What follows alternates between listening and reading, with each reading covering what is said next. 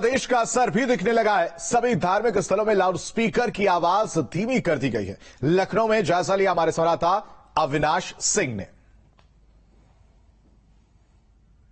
धार्मिक स्थलों में इस्तेमाल होने वाले लाउडस्पीकर को लेकर सरकार ने एक नई गाइडलाइन जारी की है, जिसमें कहा गया है कि जो भी धार्मिक स्थल हैं और जहां पर लाउडस्पीकर का इस्तेमाल किया जा रहा हो, कम से कम वहां पर इस बात का ध्यान रखा जाए कि वहां जो साउंड का वॉल्यूम हो वो बहुत ज्यादा तेज ना हो। जो आवाज हो, जब कोई धार्मिक अनुष्ठान चल रहा हो तो आवाज उस धार्मिक स्थल के बाहर नहीं जानी चाहिए। ये जानने के लिए हम पहुंचे हैं विधानसभा मार्ग पर, और यहाँ पर एक मस्जिद है। हालांकि नमाज का वक्त है और यहाँ पर नमाज चल रही है, और यहाँ पर लाउडस्पीकर पर जो अजान है वो भी चल रही है, लेकिन चूंकि वॉल्यूम बहुत कम है तो आवाज बाहर नहीं आ रही है।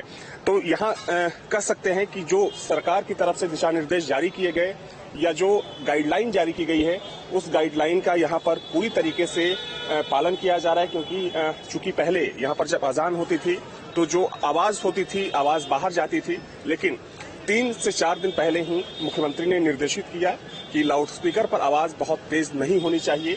तो वैसे में कह सकते हैं कि विधानसभा के ठीक बगल में जो ये मस्जिद यहाँ पर स्थित है, यहाँ पर चूंकि नमाज चल रही है, लाउडस्पीकर ऑन भी है, लेकिन लाउडस्पीकर का वॉल्यूम इतना कम है कि आवाज आपको सुनाई नहीं दे सकती। वीडियो जर्नलिस्ट दिवक राणा के साथ अविनाश सिंह, न्यूज स्टेट लखनऊ।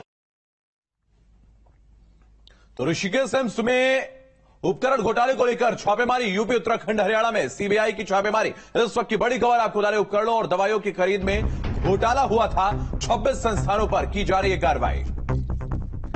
24 संस्थानों पर कार्रवाई की जा रही है। ऋषिकेश एम्स में उपकरण को लेकर यह छापेमारी की जा रही है। बड़ी और अहम खबर इस वक्त की, ऋषिकेश एम्स में उपकरण घोटाले को लेकर छापेमारी की जा रही है। उत्तर प्रदेश, उत्तराखंड और हरियाणा में सीबीआई की छापेमारी जारी है।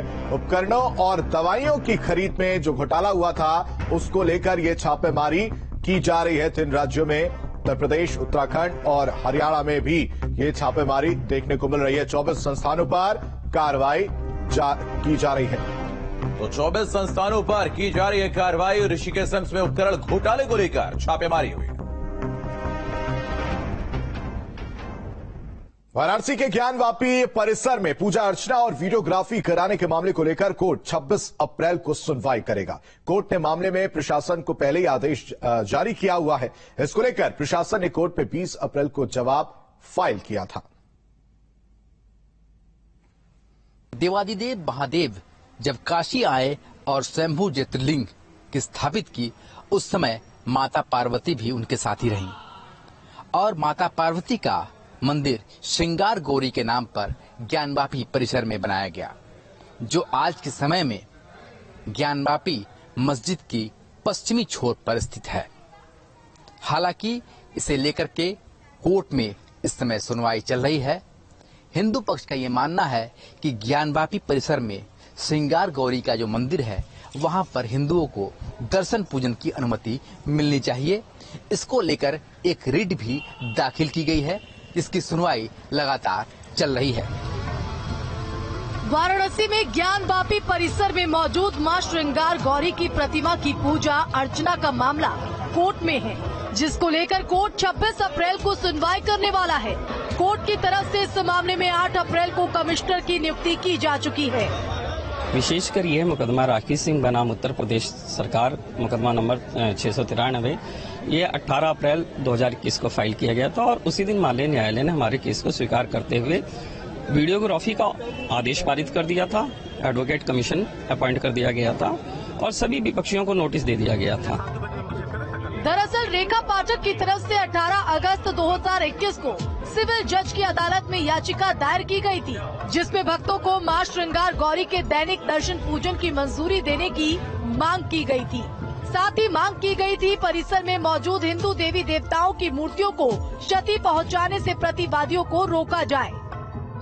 ठीक एक दिन पहले, कमीशन की कार्रवाई से ठीक एक दिन पहले, यानी 18 अप्रैल को जिला प्रशासन की तरफ से माननीय न्यायालय में एक पत्र दिया जाता है कि सुरक्षा कारणों से और कुछ और अन्य बिंदुओं पर कार्रवाई को टालने की बात की गई, जिसके ऊपर हमारी तरफ से आज जवाब फाइल किया गया।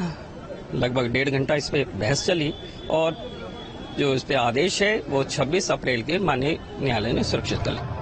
मामले को लेकर 20 अप्रैल को हुई सुनवाई में कोर्ट ने अगली तारीख 26 अप्रैल निर्धारित कर दी। तो 26 तारीख को कोर्ट क्या ऑर्डर करती है या वो अपने ऑर्डर में अमेंडमेंट कर सकती है, ये सुनिश्चित कर सकती है कि तब कमिश्नर साहब मौके पर जाके क्या क्या देखें, कौन कौन अधिवक्ता मौके पर रहेंगे, ये सब सारी बातों का ऑर्डर करेगी। दशकों तक चली आ रही मंदिर मस्जिद विवाद में मामला पूजा अर्चना और इबादत का है। वहीं प्रशासन के सामने चुनौती कानून व्यवस्था को बनाए रखने की है। लिहाजा कोर्ट में मसले से जुड़े किसी भी नतीजे पर पहुंचने से पहले हर पहलू को समझ लेना चाहता है। बहरहाल ये पूरा मसला इस समय कोर्ट में है, पर श्रृंगार गौरी की अगर बात की जाए तो श्रृंगार गौरी माता पार्वती का रूप है और ज्ञानवापी परिसर में सतयुग से वहां पर स्थापित किया गया वो मंदिर है। वीडियो जर्नलिस्ट विपिन सिंह के साथ सुशांत मुखर्जी, न्यूज स्टेट, वाराणसी। गोरखपुर में ट्रैफिक नियम तोड़ने वालों और अपराधियों की खैर नहीं है, क्योंकि शहर के 21 बड़े चौराहों की ITMS यानी कि इंटेलिजेंट ट्रैफिक मैनेजमेंट सिस्टम से नजर रखी जा रही है। ये रिपोर्ट देखिए। गोरखपुर में अगर आप किसी इमरजेंसी में हैं और आपका फोन काम नहीं कर रहा तो परेशान ना हो। सड़क किनारे लगे बॉक्स में जाकर हेलो बोलिए और कुछ देर में ही आपको मदद मिल जाएगी। जी हाँ, महानगर के 21 चौराहों पर इंटेलिजेंट ट्रैफिक मैनेजमेंट सिस्टम यानी ITMS सुविधा के तहत इमरजेंसी बॉक्स लगा दिए गए हैं, जहां आपको SOS बटन दबाकर मदद मांगनी है, जिसके बाद आपकी कॉल सीधे कंट्रोल रूम को सुनाई देगी और तत्काल एक सिपाही आपकी समस्या को सुनेगा और उसका समाधान करेगा। यहाँ ऑटो वाले इतना जाम लगाए हुए हैं, पूरा रास्ता जाम है। नहीं, बिल्कुल। किस वाली रूट की बात कर रहे हैं, तो देख रहे हैं यहाँ से। ITMS के तहत गोरखपुर के 21 चौराहों पर इमरजेंसी